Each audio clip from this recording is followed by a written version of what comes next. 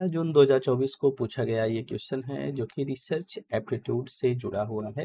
Research aptitude में हमने आपको एक टॉपिक वैलिडिटी नाम का बतलाया था कि वैधता क्या है, या वैधता के प्रकार के बारे में भी हमने बतलाया था। वैधता के सारे प्रकारों में से हमने आपको दो प्रकार बतलाया था। एक को बोला जाता है इंटरनल वैलिडिटी, इंटरनल वैलिडिटी। दूसरे को हमने बतलाया external validity, external validity. Internal validity में हमने आपको बतलाया कि इंटरनल वैलिडिटी आपके कॉजल रिलेशनशिप को देखती है। आपके कॉजल रिलेशनशिप को देखने का मतलब है कि IV एंड DV मतलब कि independent variable and dependent variable के रिलेशनशिप को देखती है। यह बतलाती है कि IV और DV के बीच में रिलेशनशिप प्रॉपर है, ठीक है। दूसरे शब्दों में बोले कि इंटरनल वैलिडिटी हमको ये बतलाती है कि DV पर जो प्रभाव पड़ रहा है, डीवी पर जो प्रभाव पड़ रहा है वो प्रभाव केवल और केवल आईवी के कारण ही पड़ रहा है। या हम कहें कि आईवी में मैनिपुलेशन करके हम डीवी पर प्रभाव देखते हैं। डीवी पर जो प्रभाव दिख रहा है वो केवल और केवल आईवी में मैनिपुलेशन के कारण ही पड़ रहा है। परंतु अगर डीवी पर प्रभाव आईवी के अलावा भी पड़ रहा है, मतलब कि आईवी में जो मैनिपुलेशन कर रहे हैं वो प्रभाव तो डीबी पे पड़ रहा है, इसके अलावा भी डीबी पर कुछ अन्य प्रभाव अगर पड़ रहे हैं तो इसी को बोला जाता है कि उसकी जो इंटरनल वैलिडिटी है उसके इंटरनल वैलिडिटी में थ्रेट्स आ गया है। डीबी पर प्रभाव आईवी के अलावा जब पड़ता है कोई भी किसी भी प्रकार का, ठीक है, तो कहा जाता है कि इंटरनल वैलिडिटी से संबंधित थ्रेट्स हैं। दूसरा, एक्सटर्नल वैलिडिटी का मतलब होता है कि जब आपका कंक्लूजन आता है, जब आपका रिजल्ट आता है, जब आपका रिजल्ट आता है, जब आपका कंक्लूजन आता है, तो उस कंक्लूजन को या उस रिजल्ट को हम सामान्यीकृत करने का प्रयास करते हैं, उसको हम जनरलाइज्ड करने का प्रयास करते हैं। अगर जो कंक्लूजन है वो प्रॉपर जनरलाइज्ड हो रहा है, प्रॉपर सामान्यीकृत हो रहा है, तो हम कहते हैं कि उसकी एक्सटर्नल वैलिडिटी अच्छी है। मगर अगर उसकी जनरलाइजेबिलिटी से संबंधित समस्या आ रही है तो हम कहेंगे उसमें एक्सटर्नल वैलिडिटी से संबंधित थ्रेट्स हैं, एक्सटर्नल वैलिडिटी से संबंधित थ्रेट्स हैं। तो जो सवाल आपसे पूछा गया है वो सवाल इंटरनल वैलिडिटी से संबंधित थ्रेट्स से पूछा गया है। तो उस क्लास में अगर आपको ध्यान होगा तो हमने आपको इंटरनल एंड एक्सटर्नल वैलिडिटी से संबंधित थ्रेट्स भी बतलाए थे, जिसको हम शॉर्ट में यहाँ पे नोट डाउन कर दे रहे हैं। पहले हम आपको इंटरनल वैलिडिटी से संबंधित थ्रेट्स को बतला रहे हैं, ठीक है, इंटरनल वैलिडिटी से संबंधित थ्रेट्स को बतला रहे हैं। तो जो पहला थ्रेड्स है आप उसको हिस्ट्री के रूप में डिनोट कर सकते हो। हिस्ट्री का मतलब ये होता है कि जब कोई एक्सटर्नल इवेंट, जब कोई बाहरी कारक एक्सटर्नल इवेंट क्या करता है कि आपके डिपेंडेंट वेरिएबल को क्या करता है, प्रभावित करता है। जब कोई बाहरी कारक डिपेंडेंट वेरिएबल को प्रभावित करता है तो वहां पे हम बोलते हैं कि भाई हिस्ट्री से संबंधित थ्रेट्स आ गया है। दूसरा है मैचुरेशन, आप बोल सकते हो। मैचुरेशन का मतलब ये होता है कि जो पार्टिसिपेंट्स हैं, जो पार्टिसिपेंट्स समय के साथ में वो अपनी स्किल्स को क्या कर लिया है, इम्प्रूव कर लिया है। समय के साथ वो अपनी स्किल्स को इम्प्रूव कर लिया है, या मैचुरेशन बोला जाता है कि वो परिपक्व हो गया है। जैसे आपकी स्टडी का कोई एक पार्टिसिपेंट है, आपकी स्टडी का कोई एक पार्ट्स है, जो कि अब भाई आपकी स्टडी लॉन्ग टाइम तक चल रही है, तो लॉन्ग टाइम तक वो उसी पोजीशन में तो स्टेबल है नहीं। समय के साथ उसने भी अपनी स्किल्स में क्या किया है, बढ़ोतरी की है, तो वो बोला जाता है मैचुरेशन से संबंधित थ्रेड्स आएंगे। तो जब वो अपनी स्किल्स को इम्प्रूव कर लेगा तो आपकी स्टडी भी वहां से प्रभावित होगी। सेकेंड ऑन है टेस्टिंग बोला जाता है। नेक्स्ट ऑन टेस्टिंग है। टेस्टिंग का मतलब है कि कई टाइम होता है हम pre test and post test करते हैं, pre test and post test करते हैं। ये जो टेस्टिंग होती है, प्री टेस्ट होती है, वो पोस्ट टेस्ट को भी क्या करती है, प्रभावित कर देती है, ठीक है। नेक्स्ट ऑन है इंस्ट्रूमेंशन। इन जो बातें हम बतला रहे हैं इसको आप ध्यान में जरूर रखिएगा।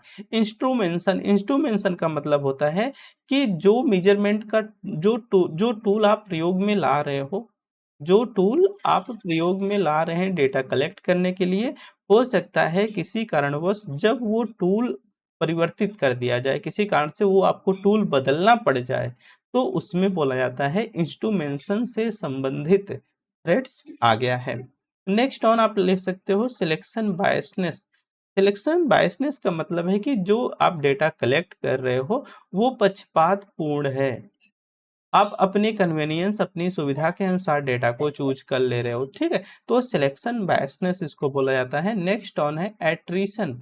एट्रिशन का मतलब ये है भाई, जो आपके स्टडी का पार्ट है, जो जो आपके स्टडी का पार्ट है वो क्या कर, उसका एट्रिशन हो जाता है, अर्थात पार्टिसिपेंट क्या, पार्टिसिपेंट की डेथ हो जा रही है, पार्टिसिपेंट ही नहीं रहा, पार्टिसिपेंट ही खत्म हो गया किसी कारण से, तो उसको बोला जाता है एट्रिशन से संबंधित, एट्रिशन से संबंधित थ्रेड्स यहाँ पर आ गया है। दूसरा एक्सपेरिमेंटर बायसनेस, इसको भी ध्यान में रखिएगा। एक्सपेरिमेंटर बायसनेस, एक्सपेरिमेंटर बायसनेस का मतलब है कि भाई जो एक्सपेरिमेंट कर रहा है, जो रिसर्च कर रहा है, उसके पास कोई पूर्वाग्रह है, उसके माइंड में कोई पूर्वाग्रह है, वो लड़कों को ज़्यादा अच्छा मानता है कंपैरेटिवली लड़कियों के, या लड़कियों को ज़्यादा अच्छा मानता है कंपैरेटिवली लड़कों के, तो वो उसके मन में ये पक्षपात है। तो कई टाइम होता है कि वो उसके मन का जो पक्षपात है उसके स्टडी पर हावी हो जाता है, तो इसको एक्सपेरिमेंटल बायसनेस के रूप में जाना जाता है, ठीक है। Regression to the mean, regression to the mean, इसको भी आप ध्यान में रखिएगा।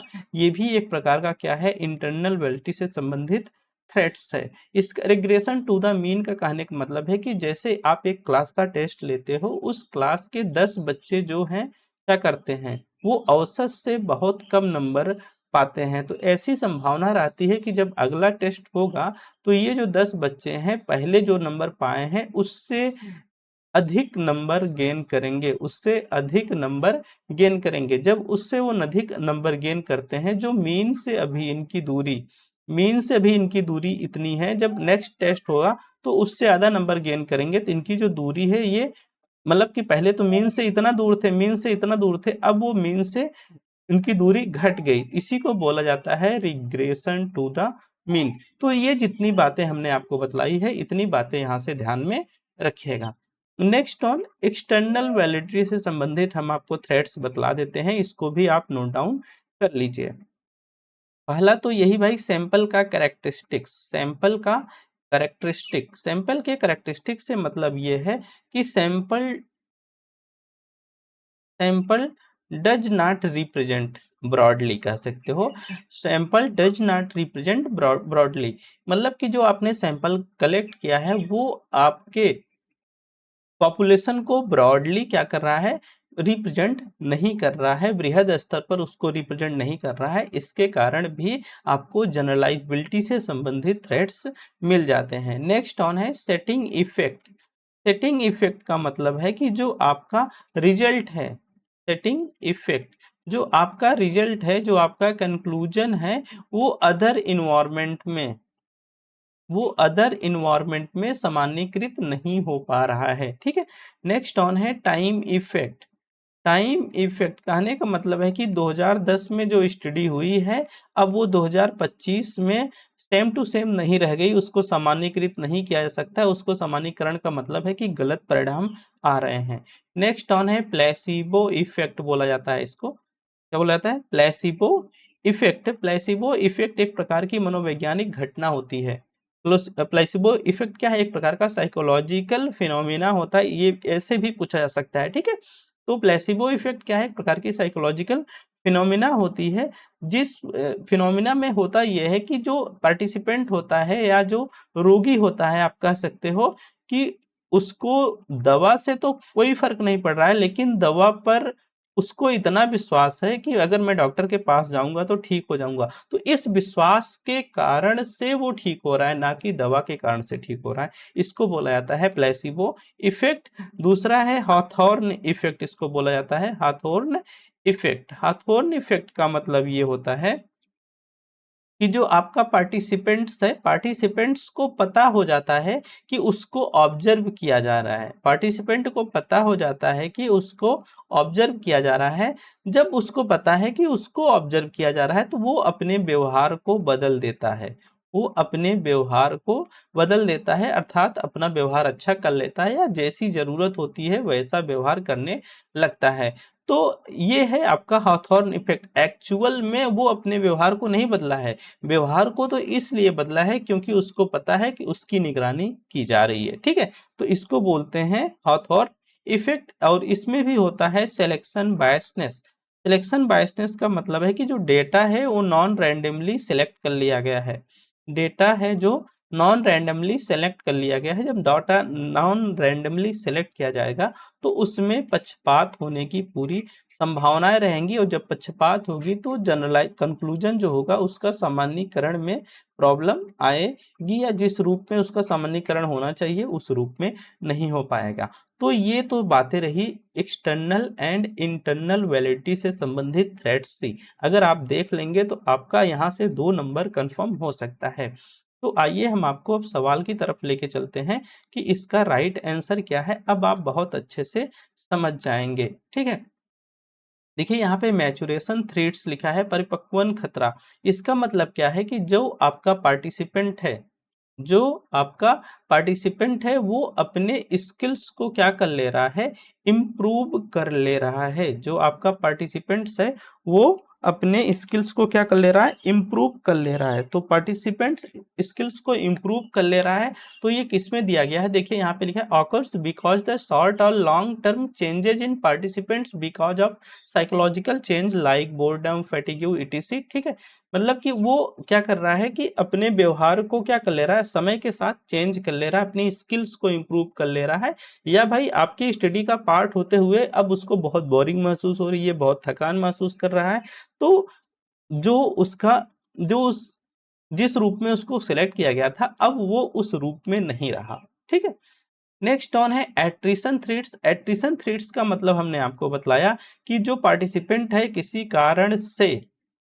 इसी कारण से आपके अध्ययन को क्या कर दे रहा है, छोड़ दे रहा है, आपके अध्ययन को बीच में ही छोड़ दे रहा है, जिससे आपके सैंपल की प्रकृति में बदलाव हो जाता है। तो इसको एट्रिशन थ्रेड्स बोला जाता है। छोड़ने का मतलब ये भी है कि कई टाइम होता है कि जो पार्टिसिपेंट है उसकी डेथ हो जाती है। ठीक है, और नेक्स्ट ऑन है हिस्ट्री थ्रेड्स। हिस्ट्री थ्रेड का मतलब है कि जब कोई एक्सटर्नल इवेंट आपके शोध कार्य को क्या करे, प्रभावित करे, तो आपकी जो स्टडी है वो प्रभावित हो जाती है। और टेस्टिंग थ्रेड का मतलब है कि पहले से जो परीक्षण हो चुके हैं वो जब हम पोस्ट में परीक्षण फिर से करते हैं तो पहले किया गया परीक्षण क्या करता है, वो प्रभावित करता है किसके, आईवी एंड डीवी को कुल मिला के। ठीक है, तो इस हिसाब से देखेंगे तो पहले का तीसरा बन गया, बी का बी का चौथा बन गया, और सी का दूसरा बन गया, और ए का डी का पहला बन गया। ठीक है, डी का पहला बन गया, तो इस हिसाब से इसका सेकंड विकल्प सही होगा।